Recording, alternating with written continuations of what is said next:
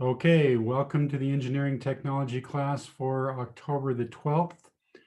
There's one person that I know cannot be here, and so I'm recording it for that person's benefit, but there's two other people who are not yet here either. I hope they show up soon. But for the benefit of that one person who's not here, we're thinking of you. We wish you the best and hope that watching this video will help you so you don't get too far behind.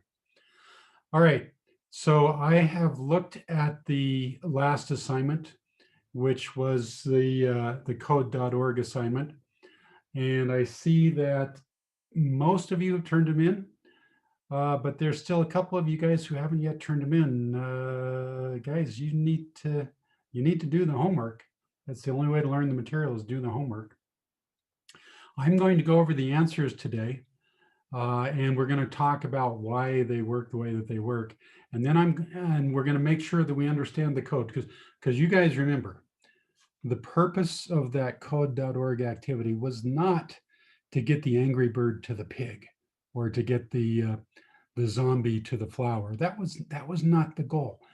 The goal was to learn how to code, to learn the magic words and all of the symbols that you need, the parentheses and the semicolon.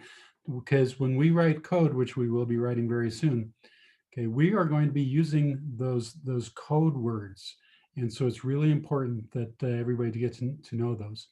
So what I'm going to do for the first part of the period today is I'm going to go over the answers to last night's homework and make sure that everybody understands why the code words were used the way that they were used. All right, Valerie, do you have a question? Okay, all right. Okay, so let me share my screen.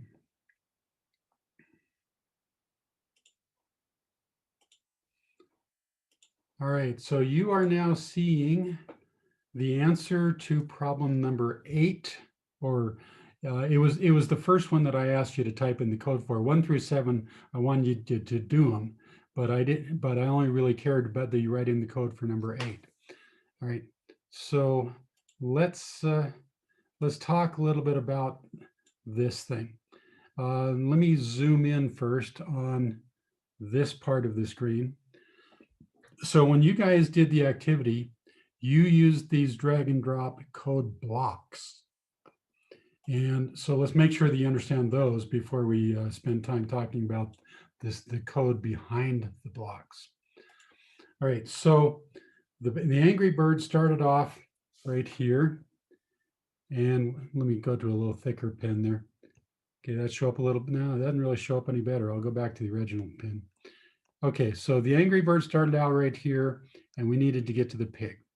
So when you did the very, very first lesson, you remember the way you did was you had a command called move forward. And you have to have an open parenthesis, close parenthesis, and then you have to have a semicolon.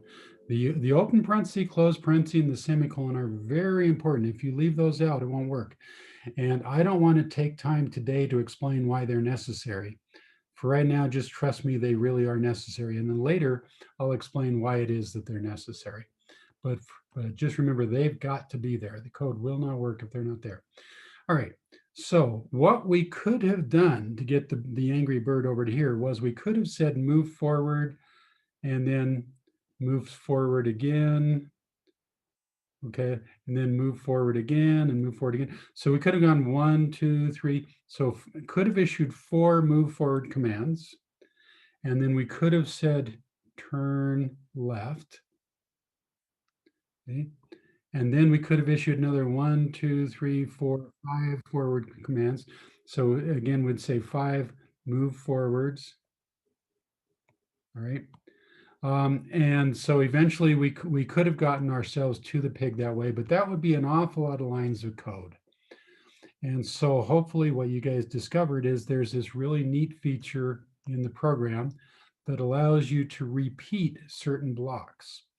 So what we did was instead of typing move forward 4 times, we can just stick that in a loop here where it just says do this 4 times. So we go 1, 2, 3, 4. Okay, and then we get to the turn left command. So then we turn to the left. And then instead of typing move forward 5 times, we can just say this repeat. So we can go 1, 2, 3, 4, 5, and bingo, we've caught the pig and life is good. All right, so by using this repeat command, we can save ourselves a lot of coding. All right, now, the goal of the activity was to understand the code that lies behind these blocks. So when you clicked on the show code command, this is the code that's behind the blocks, and this is what I want you to learn. So let's talk about this and make sure we understand why these words work the way that they work. Okay, so the way that we do the repeat command is by using what's called a for loop. So we say for, and then what we do is we have a variable, and this is the name of the variable, and we can choose whatever name we want. The people who did the code.org activity, they chose to call the variable count. But we could have called the variable X. We could have called it I. We could have called it Mr. H is the best. Okay, that could have been the name of the variable as long as it's all one word. You can't have any spaces in there. So you can have the name of that variable anything that you want. All right, so the way it works is we say the word for. Whoops, hang on just a sec. All right, so we say the word for, and then there's inside the parentheses here, there are 3 separate pieces. This piece right here is where we declare which variable we're going to use to keep track of how many times we've gone through the loop. So we name the variable and we give it an initial value. In this case, the initial value is 0. Okay, so over here somewhere in the background, we create a variable that we call count, and we take the number 0 and we stick the number in there. So count is equal to 0 when we do this thing first. Okay, and then what we do is we have this part right here. This is a test that we perform each time we go through the loop. So the loop starts with this bracket right here and it ends with this bracket right here. So what we're going to do is we're going to go through this loop, and each time we go through the loop, after we've gone through the loop once, we are going to perform this test to see if this test is true. And as long as it's true, we will keep going through the loop. As soon as this test comes out to where it's not true, then we jump out of the loop and go to the next programming step. All right, so the first time we go through the loop here, we initialize the variable as 0. So count equals 0. Okay, so then we now, hang on a sec while I clear a little, okay. And then this thing right here, this tells the computer what we want it to do with this variable over here when it gets to the end of the loop. And count plus plus is just a fancy way of saying take the variable named count and add 1 to whatever it used to be. All right, so let's go through this loop here so that you guys can see exactly what happens. So the first time we go through the loop, we come into the loop and we see this thing right here. So we create a variable called count and we set it equal to 0. And now we start into the loop. And so we do this move forward command. And so there we do 1 move forward command. Now we come to the end of the loop. So when we're at the end of the loop, we now perform this test. So whatever the variable of count is, we ask, is it less than 4? So right now count is 0. So is it true that 0 is less than 4? Well, the answer is yes. So that means we're going to come back up here and we're going to go through the loop again. All right, so when we go through the loop again, we see the move forward command again. So we do move forward a second time. We come down to the end of the loop. Let me just clean up some here. So we come down to the end of the loop again.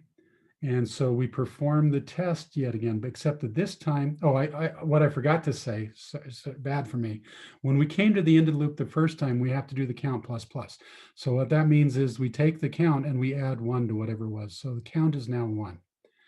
Okay, so then we come up here and so we go through the loop again. So now we've gone through it the second time. So when we get to the end of the loop the second time, again, we do whatever it says here. So we add 1 to it. So count now becomes 2. So when we perform the test, we're not asking is 0 less than 4. Now we're asking, is it true that 2 is less than 4? So is that true? Yes, it is. So we go through the loop again. So we do the move forward command yet another time. Okay, we come to the end of the loop. So we do whatever this command says. So count now is equal to 3. All right, so we run this test. Is it true that 3 is less than 4? Yes, it is. So we go through the loop again. All right, and so that means we do the move forward command yet again. So we've now done the move forward command 4 times. So when we get to the end, let me clean up some space here. All right, when we get to the end of the loop, we do whatever this tells us to do. So that means we add 1 to it. So count now is equal to 4. So now it's time to perform the test here. And so count is equal to 4 this time. So is it true that 4 is less than 4? Well, no, it's not true. 4 is equal to 4. 4 is not less than 4. So this is not true. So as soon as this becomes not true, now we jump out of this loop and we go on to the next step. But we can't jump out of the loop until whatever is in this test right here is true. Okay, so what we've done now is because of this, we did the move forward command 4 times. And then we come to turn left, which we then turned left. And now here we are in another loop that works the same way, except that this time you'll notice that we've got a new variable this time. Up here, the variable was called count. Now the variable is called count2. So we got a new variable this time, but the new variable starts off at 0. And our test now is the new variable less than 5? So here, let me ask you guys, I want you to type into the chat box. The way this lower loop is set up, how many times will we go through this loop? If the upper loop here, we went through it 4 times, but because of the way this is worded right here, how many times are we going to go through this loop, this lower loop? 5, right? 5. 5 is exactly right. Okay. And so each time we go through the loop, we do whatever is inside the loop. And the loop starts wherever this bracket, wherever this open brace is, and wherever the closed brace is. So Adam, you have a question? Yeah, isn't move forward a function that's like it moves the sprite once one way and then Well, it just, whatever direction we happen to be facing, it moves us 1 space in that direction. well, yeah, but I'm saying there's probably code for the move forward command also.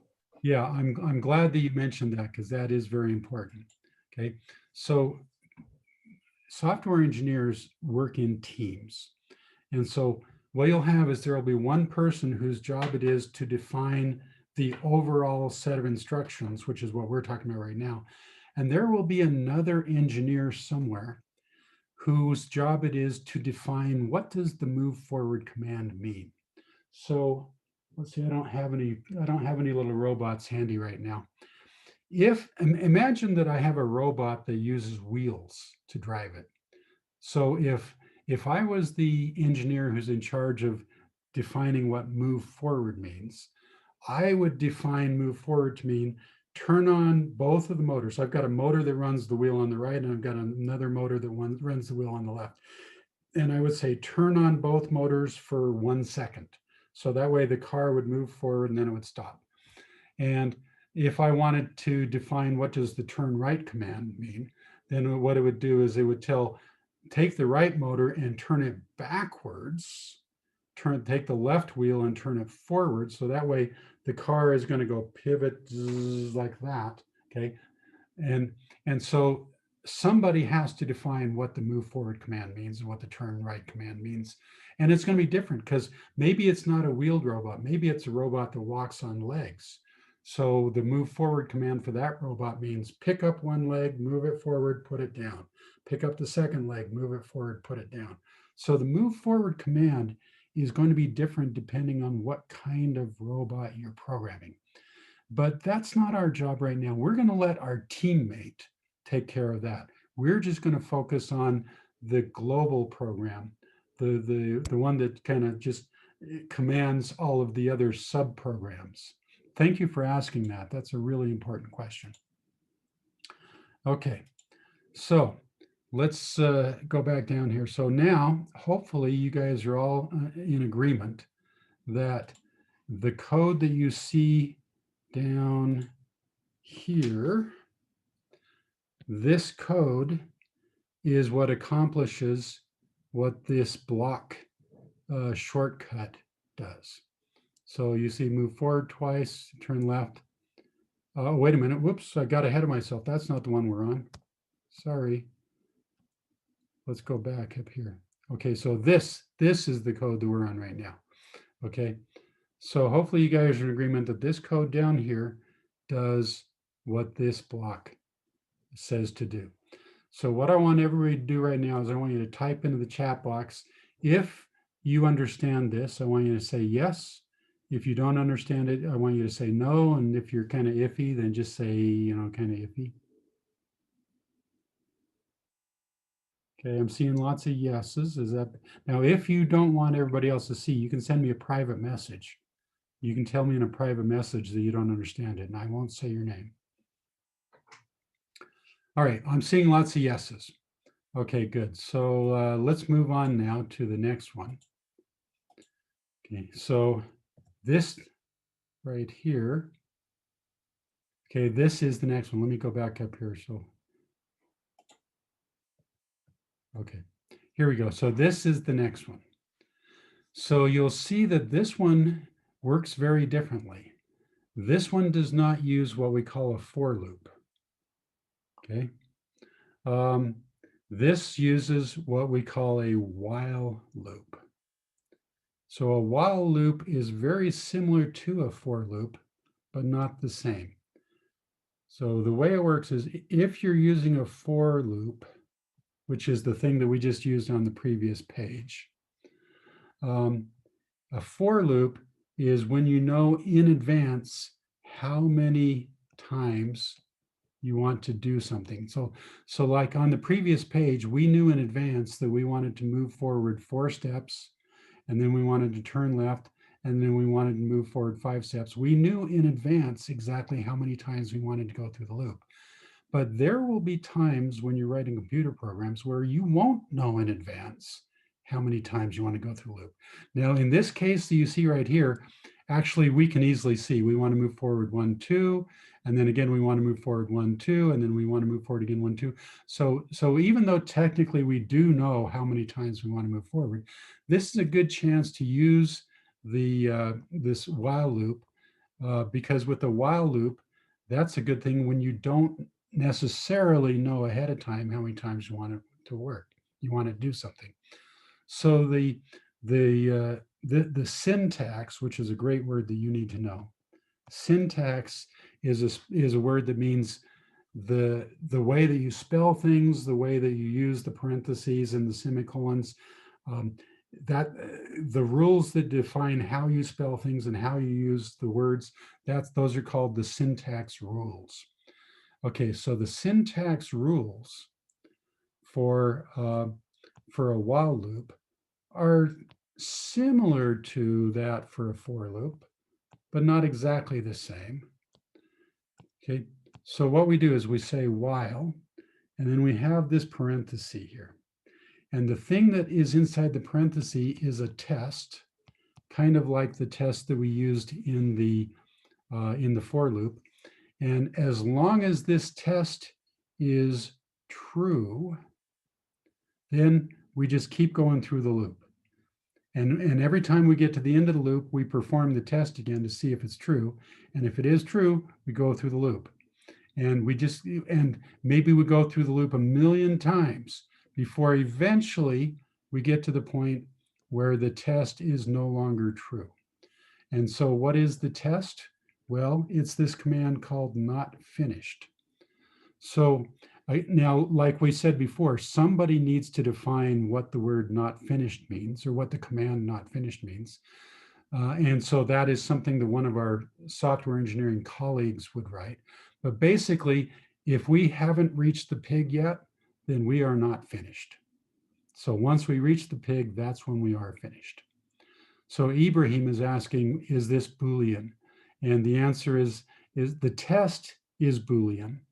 And now a lot of you are saying, Boolean, what the heck is Boolean?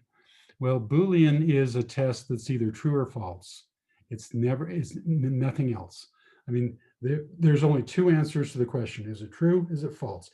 If you say, what number is it equal to? And you say the answer is 3. Okay, that's not Boolean.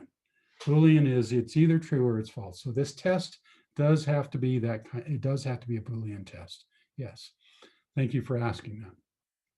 Okay, so what we're going to do then, oops, let me clear this out.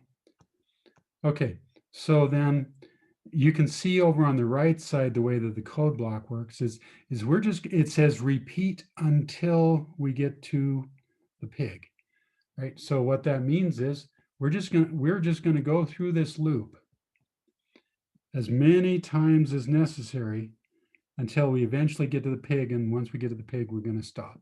So this is how the code blocks over here work.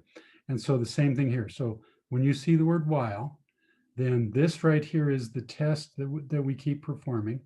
This open brace there, that defines the beginning of the while loop. This closed brace over here defines the end of the while loop. And so what we do is we start off and we do whatever's through the loop. So it says move forward, turn left. So if we started off here, we move forward once, we move forward again, and now we turn to the left. So we have now been through the while loop one time. So we get to the end of the while loop. We perform the test. The test is not finished. In other words, is it true that you have not yet reached the pig? Well, in this case, yes, it is true that we have not yet reached the pig. So that means we come back up here to the beginning and we go through the while loop again. So move forward, turn left. Okay, so we move forward once, we move forward twice, and now we turn left again. And then we perform the test again. Is it still true that we have not reached the pig? Well, the answer is yes. It is still true that we have not yet reached the pig. So we do this again. So we move forward. Now we've reached the pig, but we haven't done everything in the loop yet. The loop says we have to turn left. So we reach the pig and then we turn left, but we're still at the pig. So now when we perform the test, so we are now at the end of the loop, and so it's time to perform the test. So is it true that we are not finished? No, it is not true, because we are finished. So it is not true when they ask whether or not we have not finished. Okay, so then we stop. All right, so you understand we've got two types of loops. We got a for loop, which looks like this, okay? And then there's something in between here. And then we've also got this thing called a while loop, which works in kind of a similar way, except with the for loop, you have to know ahead of time exactly how many times you want to go through the loop. Whereas with the while loop, you can leave it open-ended. You can go through this until you've accomplished the goal. And even though you don't know whether it's going to take you 3 tries or 300 tries or 3,000 tries, then the while loop is a good one to use. Okay, so I need everybody to type in the chat box again. With yes means I understand it, no means I don't. And now there was one person there who privately told me that they're a little iffy on that. So thank you for being honest there. Okay, it looks like everybody who's willing to admit it publicly is saying that you're getting it. Okay, now we got somebody who's willing to be honest. So thank you for being honest. Right, so I'm going to go ahead and move on. And even though if you're still a little iffy on it, let's just keep on going. And I will work with you towards the end of class here when everybody else says goodbye and they log off. I'll help you there. Okay, so let's go on to the next one.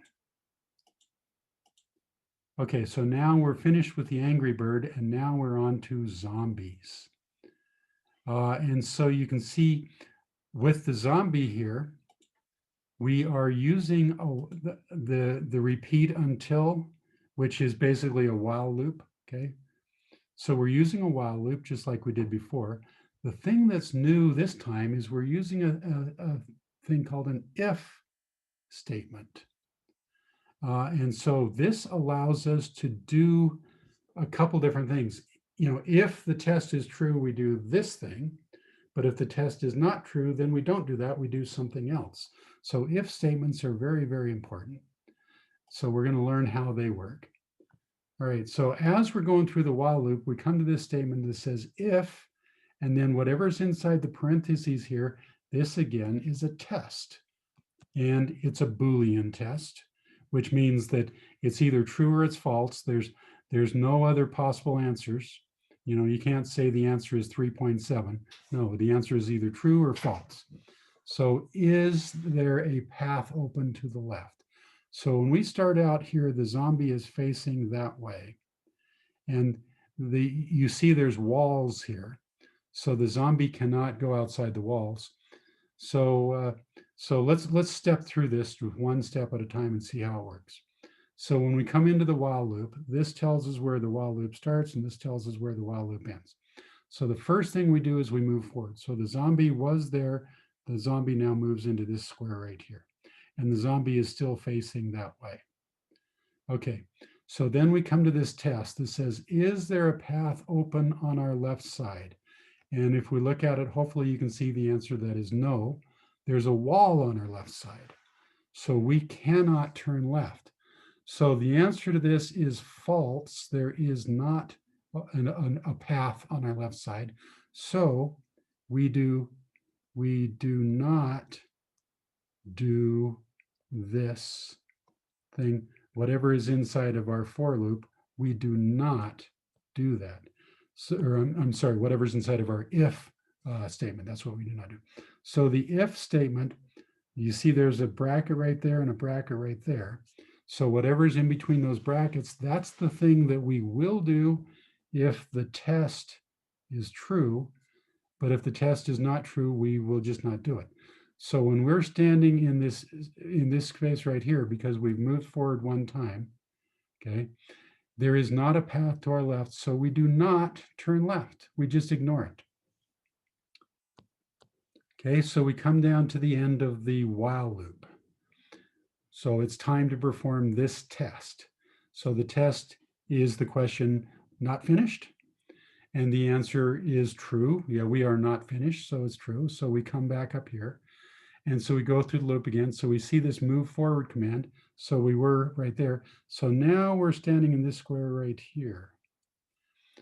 So now when we come to the if statement, this time it's true. There is, oops, that's not true. Try that again.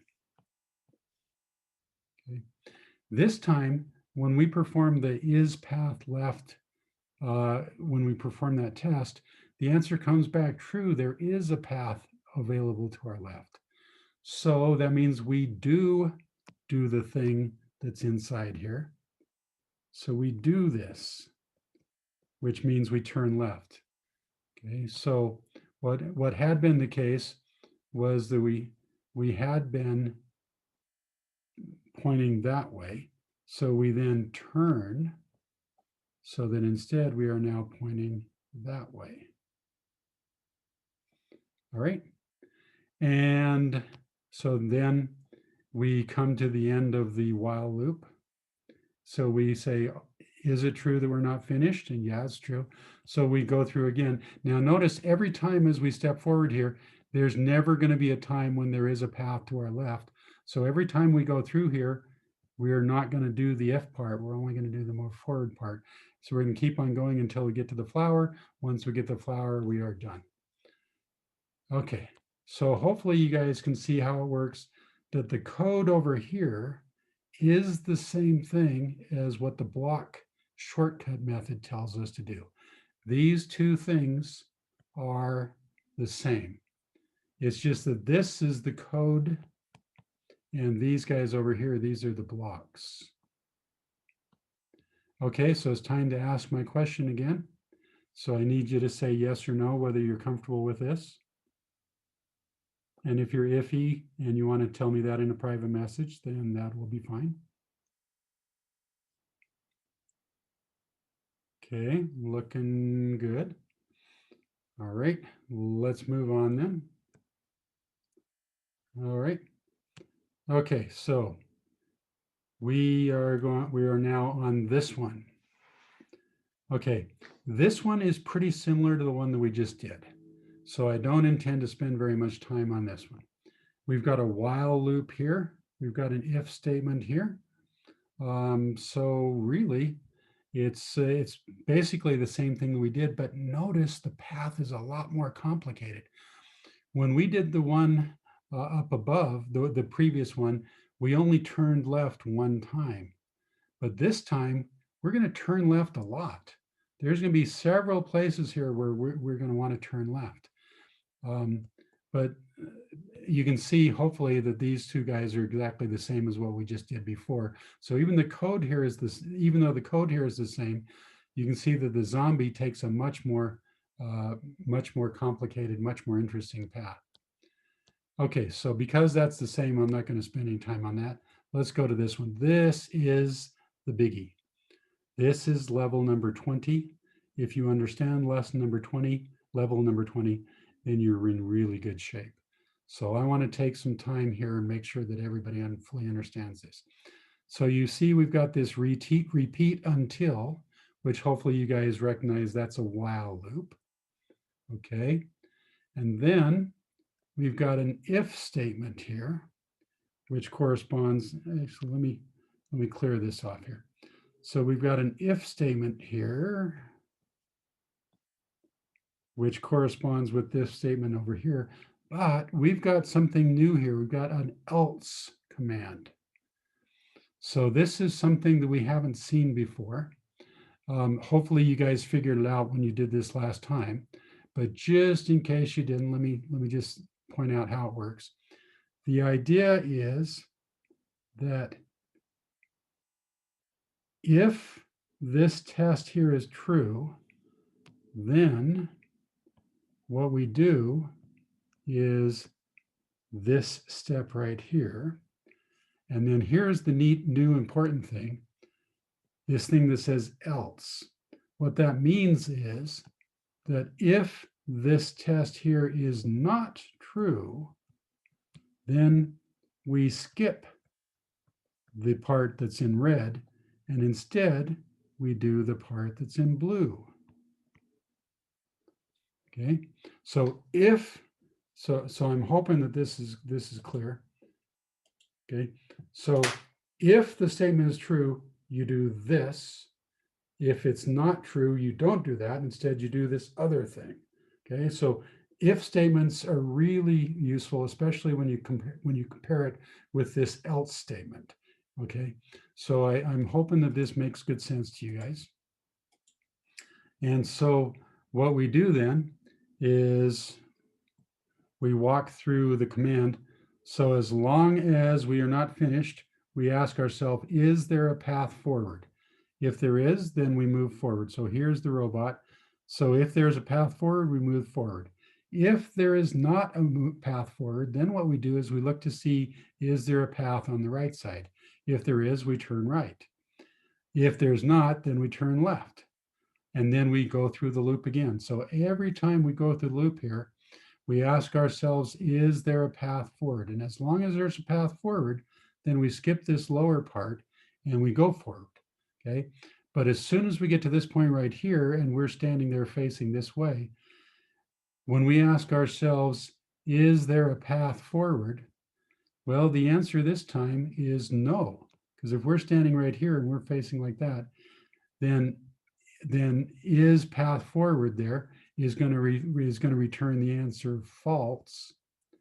So then what we do is we follow the rules listed here to know whether we turn to the right or turn to the left.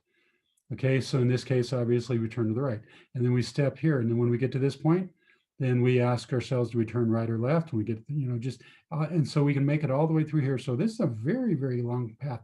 Can you imagine how much coding, can you imagine how much typing we would have to do if we didn't use all of these special loops? I mean, I hope you guys realize that we could get the zombie to the flower by saying, move forward again, move forward again, move forward again, move forward again, move forward again, move forward again. When you get right here, we could say turn right. And then we could say move forward, so forth. So if we were to type up all of those move forward commands, holy cow, would that ever be a lot of typing. But by being clever with our for loops and our while loops and our ifs, we can just with these few lines of code, we can replace what would have otherwise been like 30 or 40 separate lines of code.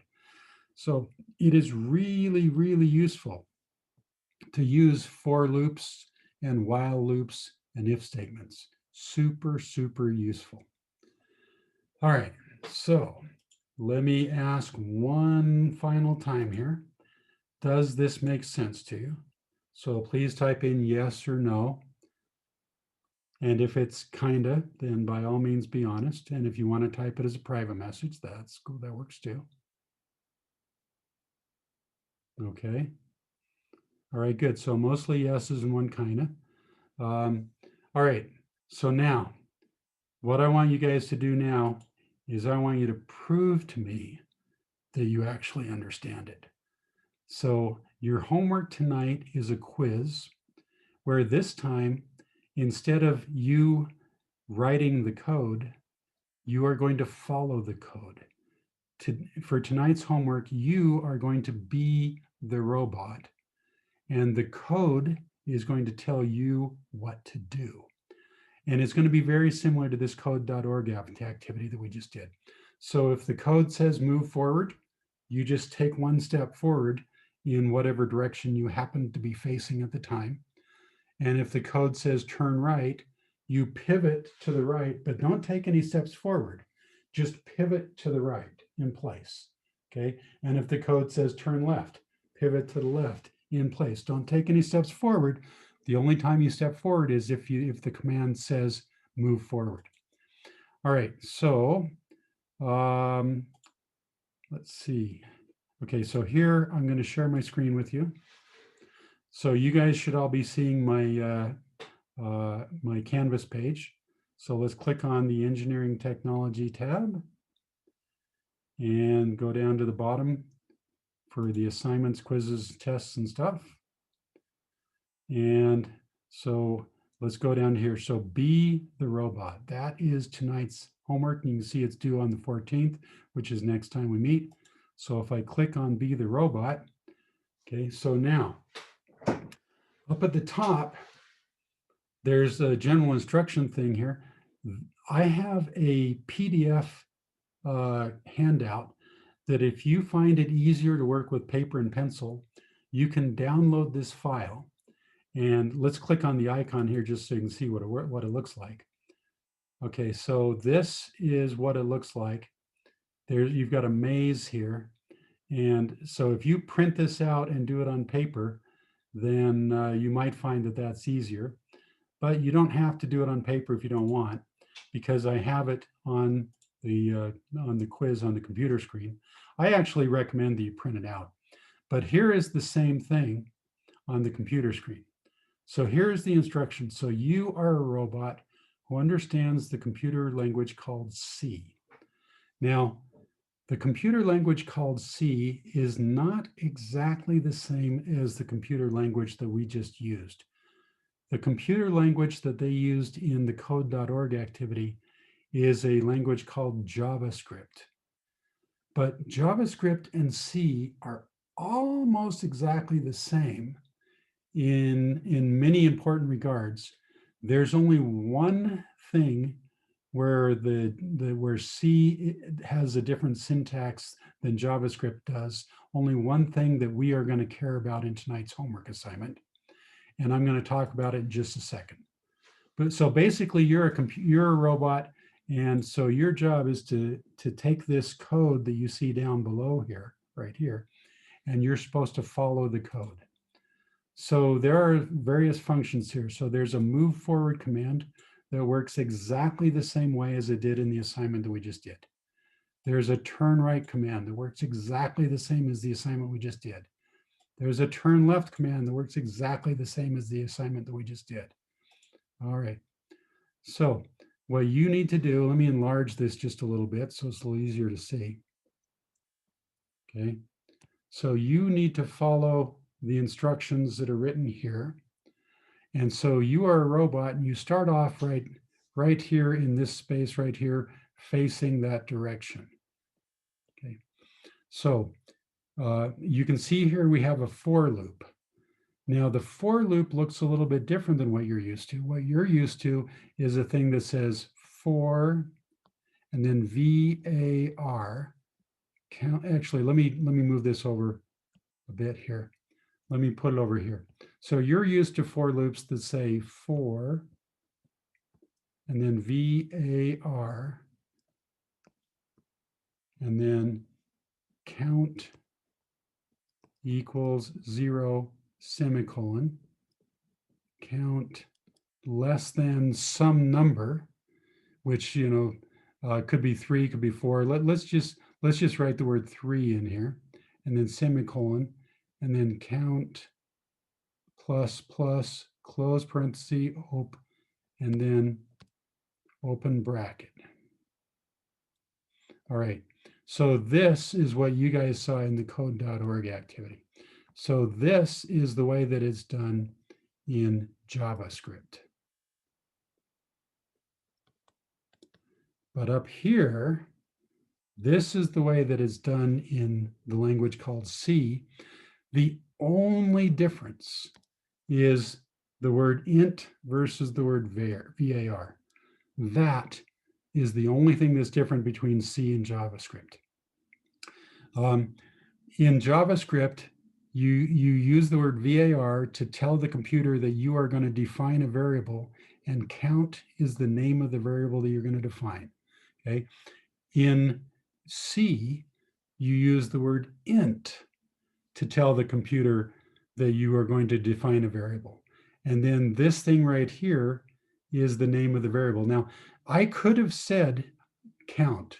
In fact, in retrospect, I probably should have said count. Okay.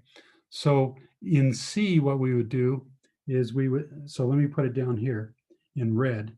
So in C, the way it works is you say for, and instead of saying var, you say int, and then you say the name of the variable, which we can make that be count if we want, equals 0, semicolon, and then count less than 3, semicolon, and then count plus plus close parenthesis, open bracket. You see, if you compare these two, the only difference is the word int instead of the word var. Other than that, they are exactly the same. Okay, so don't be confused when you see the word int instead of the word var. That is the only thing that we care about.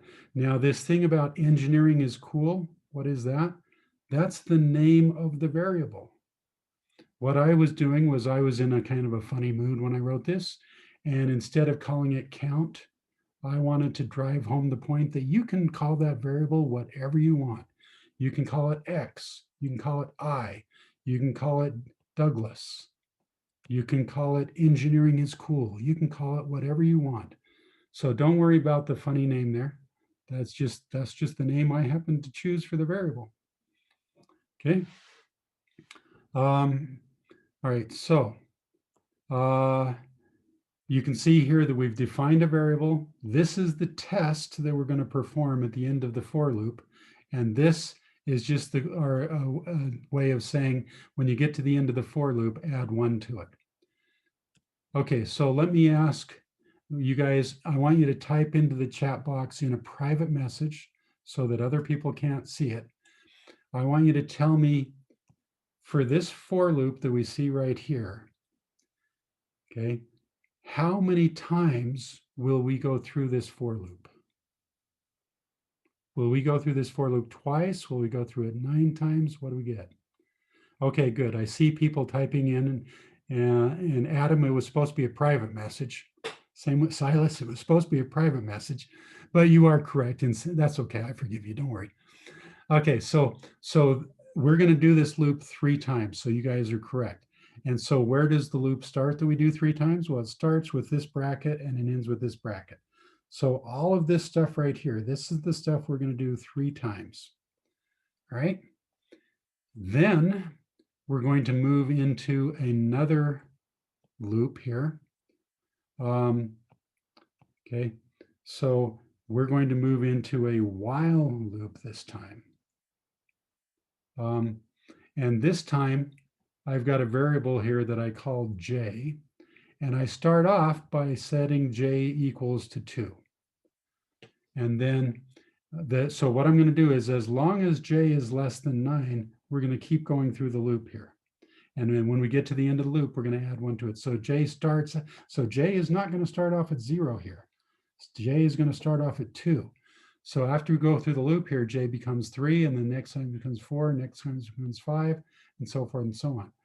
So this one is a little bit trickier, but hopefully not too bad. Okay. So if up here, when we started off, if we started off at 0 and we ended when it was less than 3, if that meant that we went through the loop 3 times, how about in this case, if we start off at 2 and we end off when it's less than 9, how many times are we going to go through this loop here? Are we going to go through this loop 9 times, or is it going to be less? Okay, I see people are saying that 7. So good, you are correct. So whatever is in this loop here, we're going to go through that loop 7 times. Okay, and then we get down here. So again, we have a loop here, but notice this time we start at 1. We don't start at 0, we start at 1. And then we go until it gets to 5. So how many times are we going to go through this loop down here? So type it into a private chat message. Does this mean we go through this loop 5 times, or does it mean something else? Okay, good. So you guys are all in agreement. So this means we're going to go through the loop 4 times. Okay, very good. So what we're going to do then is we're going to go through this loop 3 times. We're going to go through this loop 7 times, and we're going to go through this loop 4 times. And when you're done, you will end up in one of these squares down here. Might be this one, might be this one, might be this one. Your job is to figure out which square do you end up in. That is the quiz. And so down here into this text box, in this text box right here, this is where you type it. So if you end up in square number 83, then 83 is what you type into the text box, right? Now, there are 2 questions on the quiz here. So the other question is this one, and this one is a little bit more interesting of a one. It works kind of the same way in, move forward and turn right and all that kind of stuff. But this time you have a test called is path forward. And this works exactly the same way that it did on the code.org thing. So if there is a path forward, this will come back as being true. And if it's not, then it'll be false. Same thing with is path right and is path left. Okay, these work exactly the same way they did in the code.org activity. So you guys should be good with those. All right, so what we're going to do is we're going to start off in this square right here, facing in this direction right there. Okay, just like we did before. And then we're going to follow the code that you see. Okay, the code that you see on the left here. So you do all of this code here, and you see we got a couple of for loops, and we got a couple of while loops, and we got some if statements, and we got some else statements. And so I don't want to give it away, but you know, if you were able to do the first one, you should be able to do this one just fine. Now, the thing you need to know is that any squares that you see that are black, those are walls that you cannot go into. So if you were sitting right here facing like that, so if you were in that square right there, and if you were facing that direction, then when you come to the command that says is path forward, is it going to return true or is it going to return false? Type it into the chat box in a private message. So if you're in this square right here, and you come to a command that says is path forward, will that be true or will that be false? Okay, good. I see you guys are in agreement that's false. Okay, so then I think you guys are good. So, and you know, if we were over here, let's say that I'm in this square right here, and I come to the code where the code says is path right, open, and then open parenthesis, close parenthesis, semicolon. Okay, so is there going to be a path to my right? Now I see some of the people are saying true. And those of you that are saying true, you need to remember when we say right, we mean to the right of the robot, not to the right of the observer. So if you are the robot and you are standing right here facing that direction, your right side is going to be over here. So is path right would come out to be false. So be careful, don't get confused.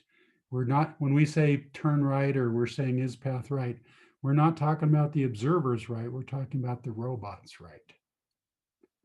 Okay, so then again, you come down to the bottom here and you type your answer into this thing right here. Okay, so hopefully today's quiz is pretty straightforward. Now, you are going to get it wrong if you don't do it super careful. So I highly recommend that you print this out on a piece of paper. That way you can draw the little arrows on the paper and you can keep track of how many times you've been through the loop and where you are and what direction you're facing. I highly, highly, highly recommend that you do it on a piece of paper. But if you're feeling really confident and you say, I don't need no stinking paper, I can do this on the computer screen. Well, hey, more power to you. Maybe you can. And I'm willing to bet that some of you can. All right.